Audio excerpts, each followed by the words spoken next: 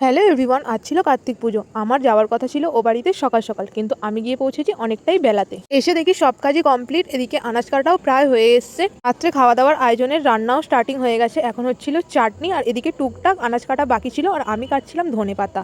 এত দেরি করে গেলে আমার জন্য কি আর কিছু বাকি থাকে, তাই এটাই বসে বসে কাটছিলাম। তোমরা কেউ হেসো না এটা শুনে। এখন এখানে মাসিমণি, দিদিভাই আর আমিই ছিলাম, আর কেউ ছিল না। সকাল থেকে সবাই ছিল, সবাই মিলে ওরা কাটাকুটি করেছে। এদিকে মেশো আমাদের জল পাম্প করছে এখন। সন্ধে হতে এখানে পকোড়া ভাজা স্টার্টিং হয়ে গেছে। আমাদের স্টার্টারে ছিল কফি আর পকোড়া। এখানে মেশো ঠাকুর ফেলেছিল, তাই মেশোর থেকে অনুমতি নিচ্ছিল পুজোয় বসার আগে। তারপর আমি চলে এসেছিলাম খাওয়া দাওয়ার এদিকে। কী মেনু আছে সেটাই তোমার সাথে শেয়ার করবো, চলো। এখানে ছিল আলুর দম, রাইস, স্যালাড, চাটনি, পাঁপড়, মিষ্টি। তারপর পুজোর এখানে এসে দেখি হোম হবে, তাই হোমের সব জোগাড়জাটি হচ্ছিল। এখন হোম স্টার্ট হয়ে গেছে। মাঝে মাঝে যতটুকুনি পেরেছি এসে এসে ভিডিও করেছি। দিদিভাই আর দাদা পুজোয় বসেছিল, এরাই হচ্ছে কার্তিকের মা আর বাবা।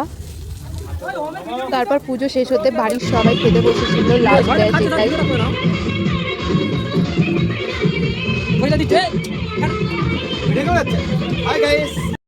এবার আমিও খেতে বসে গেছি। খাবারগুলো খুবই ভালো ছিল, খুবই টেস্টি ছিল। এখনকার মতো ভিডিওটা এখানেই শেষ করছি। দেখা হবে আবার পরের ভিডিওতে। Bye bye, tata.